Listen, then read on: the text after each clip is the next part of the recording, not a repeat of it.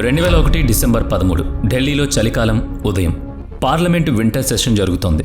మహిళా రిజర్వేషన్ బిల్లుపై చర్చలు వాయిదా పడ్డంతో సభను అడ్జర్న్ చేశారు. ఆ రోజు ప్రధానమంత్రి వాజ్పేయి పార్లమెంటుకు రాలేదు. కానీ హోంమంత్రి L K Advani, defence minister George Fernandes వీళ్లతో సహా చాలామంది ఎంపీలు ఇంకా లోపలే ఉన్నారు. వైస్ ప్రెసిడెంట్ కృష్ణకాంత్ ఇంకా బయటకు రాలేదు. బయట జర్నలిస్టులు ఎండలో కూర్చుని మాట్లాడుకుంటున్నారు. సరిగ్గా ఉదయం 11:40 గేట్ నెంబర్ 12 దగ్గర ఒక వైట్ అంబాసిడర్ కారు వేగంగా వచ్చింది. ఆ కారు మీద red light, government sticker, fake VIP pass ఉంది. సెక్యూరిటీ గార్డ్ కారును ఆపి పాస్ చెక్ చేశాడు. డ్రైవర్ పాస్ చూపించగానే గేట్ తెరిచాడు. ఆ కారు వేగంగా లోపలికి దూసుకువెళ్లి గేట్ నెంబర్ 1 వైపు వెళ్లడం మొదలుపెట్టింది.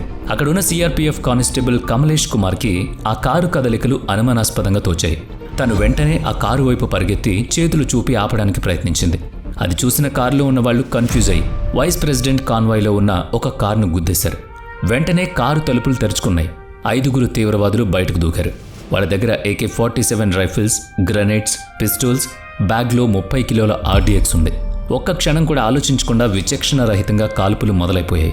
మొదట ఢిల్లీ పోలీస్ కానిస్టేబుల్ జగదీష్ ప్రసాద్ యాదవ్కి, ఆ తర్వాత కమలేష్ కుమార్కి బుల్లెట్స్ తగిలేశాయి.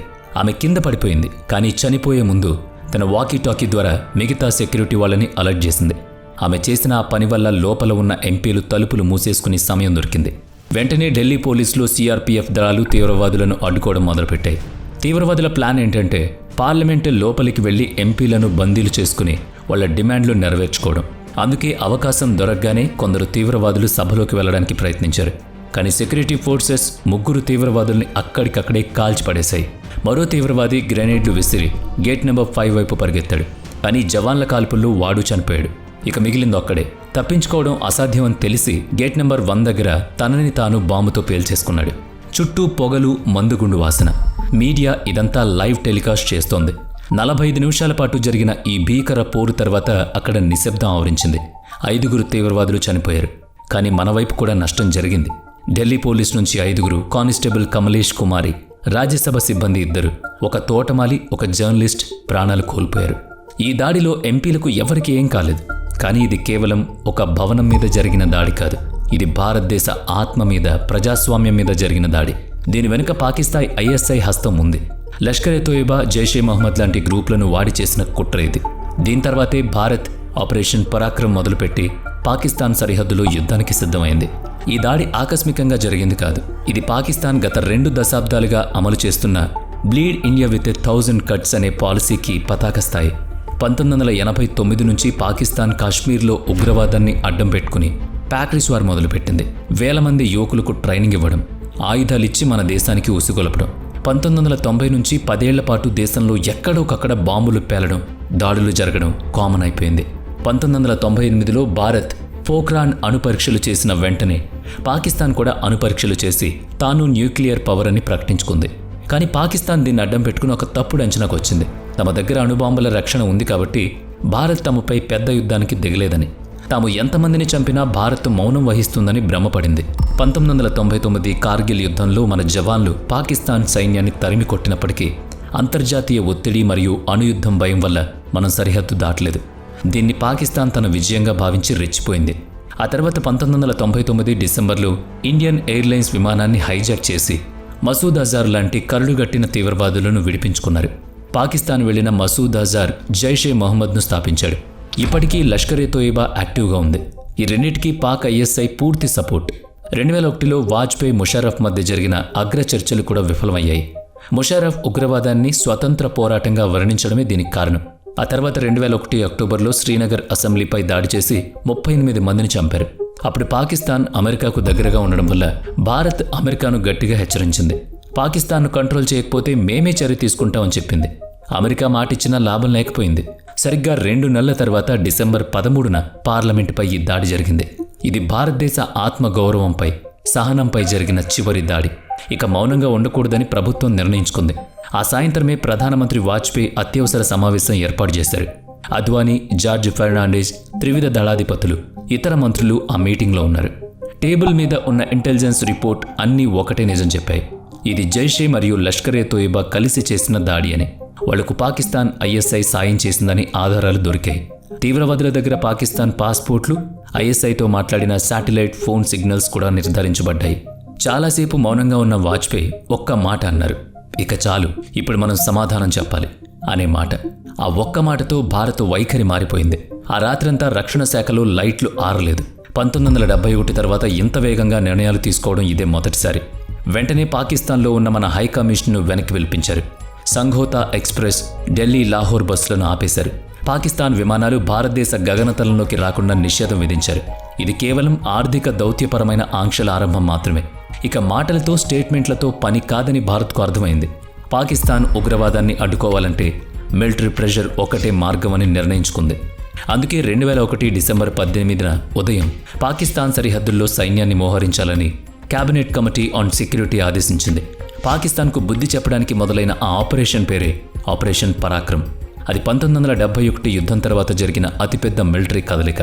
సుమారుగా 5 నుంచి 8 లక్షల మంది భారత సైనికులు వెస్ట్రన్ ఫ్రంట్ వైపు కదలడం మొదలుపెట్టారు.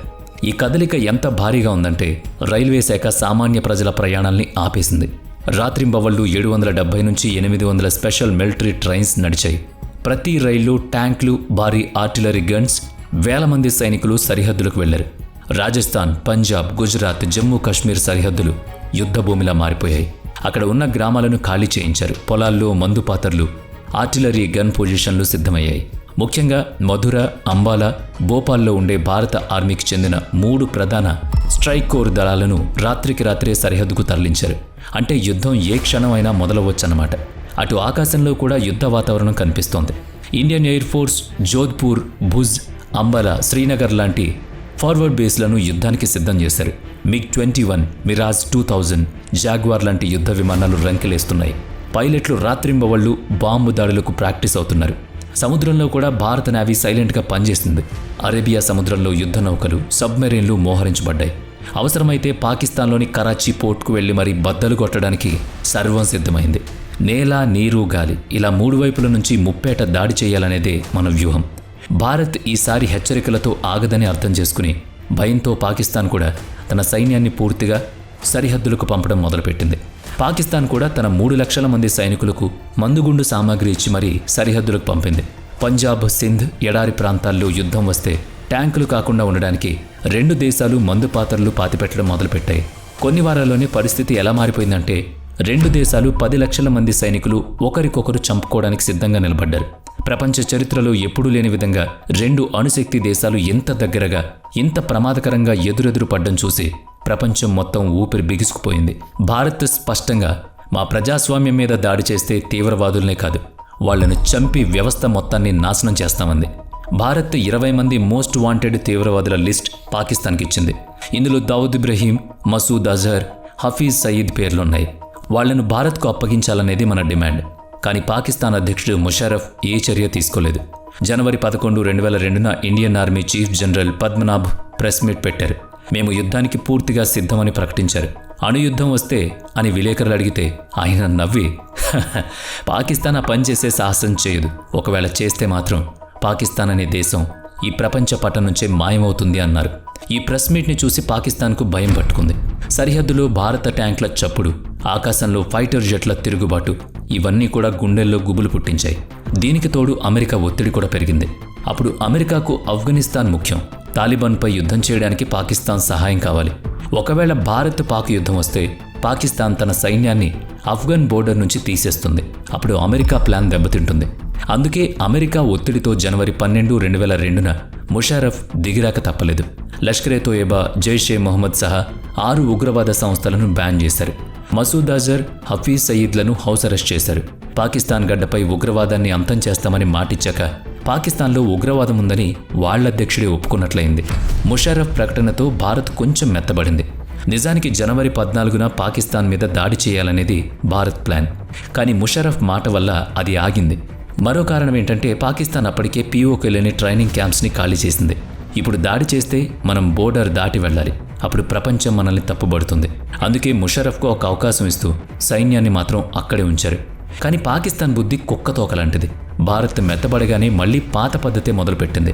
మే 14, 2002న లష్కరే తోయిబా తీవ్రవాదులు జమ్మూలోని కాలుచక్లు ఓ బస్పై దాడి చేశారు. ఆర్మీ యూనిఫామ్లో వచ్చిన 3 తీవ్రవాదులు డ్రైవర్, కండక్టర్, ప్రయాణికులను కాల్చి చంపి దగ్గరలోని ఆర్మీ క్యాంపులోకి దూరారు. ఈ దాడిలో తీవ్రవాదులు ఎవరినీ వదిలిపెట్టలేదు. ఎదురుగా ఎవరు కనిపిస్తే వాళ్ళని కాల్చేశారు. ఇందులో సైనికుల భార్యలు, పిల్లలు, సామాన్య ప్రజలు మొత్తంగా 31 మంది చనిపోయారు. మన జవాన్లు కొద్దిసేపటికే 3 తీవ్రవాదుల్ని మట్టుబెట్టారు. కానీ అప్పటికే జరగాల్సిన భారీ నష్టం జరిగింది. ఈ ఘటనతో భారత్ ఆగ్రహం కట్టలు తెంచుకుంది. మరుసటి రోజే పార్లమెంటులో వాజ్పేయి ఇక మనం ప్రతీకారం తీర్చుకోవాలని స్పష్టం చేశారు. ఆ మాటలు విన్న ప్రతి సైనికుడి రక్తం మరిగింది. వెంటనే రాజస్థాన్ ఎడారిలో స్ట్రైక్ కోర్ దళాలను ముందుకు కదలమని ఆర్డర్ ఇచ్చారు. ట్యాంకులు, మిస్సైల్స్ అన్నీ అటాకింగ్ పొజిషన్లోకి చేరాయి. ఇక దాడి మొదలు పెట్టడానికి ఒక్క సిగ్నల్ వస్తే చాలు, అంతా లేచిపోద్ది. ఈలోపు అంతర్జాతీయంగా అలజడి. యుద్ధం జరిగితే అది 2 అణుదేశాల మధ్య జరుగుతుందని, దాని ప్రభావం ప్రపంచం అంతా చూస్తుందని అర్థమైంది. అందుకే అమెరికా, రష్యా, బ్రిటన్, జపాన్ దేశాల అధినేతలు యుద్ధాన్ని ఆపడానికి భారత్, పాకిస్తాన్తో మాట్లాడడం మొదలుపెట్టారు. అమెరికా పాకిస్తాన్ను గట్టిగా హెచ్చరించింది. భారత్ డిమాండ్లు ఒప్పుకోకపోతే పరిస్థితులు చేజారుతాయని చెప్పింది. అంతేకాకుండా లష్కరే తోయిబా, జైషే మొహమ్మద్లను టెర్రరిస్ట్ ఆర్గనైజేషన్గా ప్రకటించి పాక్ మీద ఒత్తిడి తెచ్చింది. భారత్ మీద కూడా యుద్ధం చేయొద్దని ఒత్తిడి ఉంది. వాజ్పేయి మాకు యుద్ధం ఇష్టం లేదు, కానీ ఉగ్రవాదంపై చర్యలు ఆగవు అని చెప్పారు. భారత్ ప్రశాంతంగా ఆలోచిస్తున్న పాకిస్తాన్ అధ్యక్షుడు ముషరఫ్ మాత్రం రెచ్చగొట్టే పనులు ఆపలేదు. యుద్ధ వాతావరణం ఉన్నప్పుడే పాకిస్తాన్ గౌరీ, గజ్నవి, అబ్దాలీ అనే 3 బాలిస్టిక్ మిసైల్స్ని టెస్ట్ చేసింది. మేం దేనికైనా సిద్ధమని చెప్పడానికని పాకిస్తాన్ ఒక సవాల్ విసిరినట్టయింది. సరిహద్దుల్లో కాల్పులాగలేదు. మచిల్ సెక్టార్లో భారత్కు ఎంతో ముఖ్యమైన లూండా పోస్ట్ను పాకిస్తాన్ ఆక్రమించుకుంది. అక్కడి నుంచి పీఓకే మీద నిఘా పెట్టొచ్చు. అందుకే తీవ్రవాదులు ఆ దారిలో ఎక్కువగా వస్తూ ఉంటారు. ఈసారి భారత్ ఊరుకోలేదు. జూలై 29, 2002న కార్గిల్ తర్వాత మొదటిసారి ఎయిర్ స్ట్రైక్ రంగంలోకి దిగింది. మిరాజ్ 2000 యుద్ధ విమానాలు పగటిపూట బాంబులేసి పాకిస్తాన్ బంకర్లను పేల్చేశాయి. లుండా పోస్ట్ను తిరిగి స్వాధీనం చేసుకోవడమే కాదు, 28 మంది పాక్ సైనికులను మట్టుబెట్టింది. అవసరమైతే ఎంత దూరమైనా వెళ్తామని భారత్ ఇక్కడే సిగ్నల్ ఇచ్చింది. ఆపరేషన్ పరాక్రమ్ చివరి రోజుల్లో భారత్ మరో సాహసం కూడా చేసింది. ద్రాస్ సెక్టార్లో ఎల్ఓసి అవతల పాకిస్తాన్ కొత్తగా కొన్ని పోస్టులు కట్టుకుంది. అందులో సముద్ర మట్టానికి 16,000 అడుగుల ఎత్తులో ఉన్న .5070 చాలా ప్రమాదకరమైంది. జాట్ రెజిమెంట్ సైనికులు ఒక సీక్రెట్ ఆపరేషన్ ప్లాన్ చేశారు. దట్టమైన మంచు, మేఘాలు ఉన్నప్పుడు రాత్రిపూట కొండ ఎక్కడం మొదలుపెట్టారు. అక్కడ ఆక్సిజన్ తక్కువ, -డిగ్రీ చలి. అయినా సరే చప్పుడు చేయకుండా పైకెళ్లారు. పాకిస్తాన్ వాళ్ళకి తెలిసేలోపే ఆ పోస్ట్ని ఆక్రమించుకున్నారు. దానికి బల్వాన్ అని పేరు పెట్టారు. ఈ దెబ్బతో పాకిస్తాన్ ఆర్మీకి ఊపిరి ఆడలేదు. వాళ్ళ సప్లై రూట్ మొత్తం మన రేంజ్లోకి వచ్చేసింది. పగలు కాదు, రాత్రి కాదు, ఏ టైంలో అయినా సరే వాళ్ళకి ముచ్చెమటలే. ఆగస్టులో 2 సార్లు ఆ పోస్ట్ను తిరిగి లాక్కోవడానికి పాకిస్తాన్ ప్రయత్నించింది. కానీ భారీ నష్టంతో వెనుతిరిగింది. దీంతో పాక్ హైకమాండ్లో వణుకు పుట్టింది. అక్కడ బ్రిగేడియర్ కమాండర్ను, మరో సీనియర్ ఆఫీసర్ను ఉద్యోగం నుంచి తీసేశారు. సెప్టెంబర్ 2002 వచ్చేసరికి పాకిస్తాన్ పూర్తిగా అలసిపోయింది. భారత్తో యుద్ధం అంటే చావు కోరి తెచ్చుకున్నట్టే అనిపించింది. ఇండియన్ ఎయిర్ ఫోర్స్ 72 గంటల్లో పాకిస్తాన్ను తునాతునకలు చేసే స్థితికొచ్చింది. మరోవైపు పాకిస్తాన్కు పెద్ద దిక్కుగా ఉన్న అమెరికా కూడా దాన్ని వదిలేసింది. 9/11 దాడి తర్వాత అమెరికా ఫోకస్ అంతా టెర్రరిజం మీదే ఉంది. పాకిస్తాన్ గనక చొరబాట్లు ఆపకపోతే భారత్ను ఆపడం మా వల్ల కాదని, అణుయుద్ధం వస్తే ప్రపంచం మొత్తం ప్రమాదంలో పడుతుందని అమెరికా విదేశాంగ మంత్రి కోలిన్ పావెల్ ముషరఫ్కు గట్టిగా చెప్పారు. అంతేకాకుండా పీఓకేలో మరియు పాకిస్తాన్లో నడుస్తున్న 50 నుంచి 70 టెర్రరిస్ట్ ట్రైనింగ్ క్యాంప్స్ ఫోటోలను, లొకేషన్లను అమెరికా పాకిస్తాన్కు పంపింది. జైషే, లష్కరే లాంటి సంస్థలను వెంటనే మూసేయమని చెప్పింది. పాకిస్తాన్ అణుదాడి చేస్తామని బెదిరించిన అమెరికా అధ్యక్షుడు జార్జ్ బుష్ స్వయంగా ఫోన్ చేసి చొరబాట్లు ఆపకపోతే మేం భారత్తో నిలబడతామని హెచ్చరించారు. 10 నెలల పాటు సైన్యాన్ని మోహరించడం వల్ల పాకిస్తాన్ ఆర్థిక వ్యవస్థ కుప్పకూలింది. విదేశీ మార్క నిల్వలు అయిపోయాయి, వ్యాపారాలు ఆగిపోయాయి. గత్యంతరం లేక పాకిస్తాన్ ఉగ్రవాదాన్ని ఆపేస్తామని, క్యాంపులను తొలగిస్తామని మాటిచ్చింది. భారత్కు కూడా ఈ ఆపరేషన్ ఖరీదు తడిసి మోపెడైంది. 10 నెలల మోహరింపుకి $3 బిలియన్ పైగా ఖర్చయింది. అన్నిటికంటే బాధాకరమైన విషయం ఏంటంటే ప్రత్యక్ష యుద్ధం లేకుండానే మందుపాతర్లు పేలి, ప్రమాదాల వల్ల, విపరీతమైన వాతావరణం వల్ల మన వైపు 800 మంది జవాన్లు అమరులయ్యారు. ప్రపంచ దేశాల ఒత్తిడి, పాకిస్తాన్ ఇచ్చిన హామీల వల్ల భారత్ కూడా ఒక నిర్ణయానికి వచ్చింది. అక్టోబర్ 16, 2002న వ్యూహాత్మక వెనుకడుగుకు మొదలవుతున్నట్లు రక్షణ శాఖ ప్రకటించింది. అంటే స్ట్రైక్ కోర్ దళాలు వెనక్కి వస్తాయి, కానీ రక్షణ మాత్రం బలంగానే ఉంటుంది. నవంబర్ నాటికి అంతా సర్దుమణిగింది. అలా ఆపరేషన్ పరాక్రమ్ ముగిసింది. దీని ఫలితంగా నవంబర్ 2003లో కాల్పుల విరమణ ఒప్పందం కుదిరింది. 2002 నుంచి 2006 వరకు సరిహద్దులు ఒక్క తోట కూడా పేలలేదు. చొరబాట్లు తగ్గాయి. కాశ్మీర్లో ఎన్నికలు కూడా ప్రశాంతంగా జరిగాయి. తీవ్రవాదులు బెదిరించినా ప్రజలు ఓట్లేశారు. కానీ దీర్ఘకాలంలో దీని ప్రభావం మనం అనుకున్నంతగా లేదు. 2006 తర్వాత మళ్లీ చొరబాట్లు. మసూద్ అజర్, హఫీజ్ సయీద్ మళ్లీ యాక్టివ్ అయ్యారు. పాకిస్తాన్ చేసిన అతిపెద్ద మోసం 2008 ముంబై దాడులు. 166 మంది చనిపోయారు ఆ దాడిలో. పాకిస్తాన్ ఇచ్చిన హామీలన్నీ అబద్ధమని తేలిపోయింది. ఆపరేషన్ పరాక్రమ్ భారత్కు ఒక గుణపాఠం నేర్పింది. మన సైన్యం సరిహద్దుకు చేరుకోవడానికి 21 నుంచి 28 రోజులు పట్టింది. ఈలోపు పాకిస్తాన్ సిద్ధం అవడమే కాక అమెరికా జోక్యం చేసుకోవడానికి సమయం దొరికేసింది. ఈ అనుభవంతోనే 2004లో Indian army cold start doctrine అనే కొత్త వ్యూహాన్ని రూపొందించింది. దీనివల్ల భారత్ పాకిస్తాన్పై దాడి చేయడానికి వారాలు వేచి ఉండాల్సిన పనిలేదు. కేవలం 48 నుంచి 72 గంటలు చాలు. ఆపరేషన్ పరాక్రమ్ మన సైన్యం మరియు రాజకీయ నాయకత్వం మధ్య ఉన్న అంతరాన్ని కూడా బయటపెట్టుకుంది. ఆర్మీ దాడి చేయడానికి ఆర్డర్ కోసం ఎదురుచూసిన చివరి నిమిషంలో రాజకీయ నాయకులు వెనుకడుగు వేశారు. తర్వాత వాజ్పేయి కూడా మాకు యుద్ధం చేయడం ఇష్టం లేదని చెప్పారు. కాలుచెక్ దాడి తర్వాత వెంటనే యుద్ధం చేసి ఉంటే ఫలితం వేరేలా ఉండేదని చాలామంది అన్నారు. కానీ దీనివల్ల వ్యూహాత్మక లాభం జరిగింది. భారత్ ఎప్పుడూ అణుదాడి చేస్తామని బెదిరించలేదు కాబట్టి ప్రపంచం దృష్టిలో భారత్ ఒక బాధ్యత గల అణుశక్తి దేశంగా నిలిచింది. ఇది అంతర్జాతీయంగా మన విలువను పెంచింది. కేవలం బలం ఉంటే సరిపోదు, దాన్ని వాడే రాజకీయ చిత్తశుద్ధి కూడా ఉండాలని ఈ ఆపరేషన్ నేర్పింది. ఇంత భారీగా సైన్యాన్ని మోహరించి వెనక్కి తగ్గడం అదే మొదటిసారి కాదు. 1986-87లో ఆపరేషన్ బ్రాస్ ట్రాక్స్ పేరుతో ఇదే పెద్ద సైనిక విన్యాసం చేసి చివరికి వెనక్కి తగ్గాం. ఆ పాఠాల వల్లే తర్వాత కాలంలో భారత్ నిర్ణయాత్మక వైఖరి అలవర్చుకుంది. అందుకే ఉగ్రవాదులకు సమాధానంగా 2016లో ఉరీ సర్జికల్ స్ట్రైక్, 2019లో బాలాకోట్ ఎయిర్ స్ట్రైక్, 2025లో ఆపరేషన్ సింధూర్ జరిగాయి. ఆనాడు ఆపరేషన్ పరాక్రమ్ నేర్పిన పాఠాలే ఈనాడు మన ఆర్మీ వ్యూహాలకు వెన్నెముక. 10 నెలల సమయం, 1000 కోట్ల ఖర్చు, 800 మంది జవాన్ల ప్రాణత్యాగం. ఇది చాలా పెద్ద మూల్యమే. కానీ ఇది భారత్కు ఇంతకు ముందు లేని ఆత్మవిశ్వాసాన్నిచ్చింది.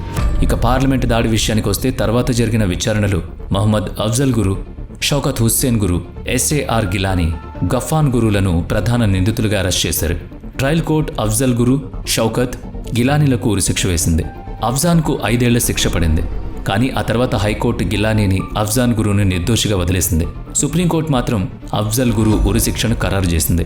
షౌకత్ శిక్షను తగ్గించింది. చివరిగా 2013 ఫిబ్రవరి 9న అఫ్జల్ గురును ఊరి తీశారు. వీడియో నచ్చితే లైక్ చేయండి, షేర్ చేయండి. ఇప్పటి వరకు మన ఛానల్ని సబ్స్క్రైబ్ చేయనట్లయితే ఇప్పుడే సబ్స్క్రైబ్ చేసుకుని పక్కనే ఉన్న బెల్ ఐకాన్పై క్లిక్ చేయండి. నెక్స్ట్ వీడియోలో మళ్ళీ కలుద్దాం. Thanks for watching.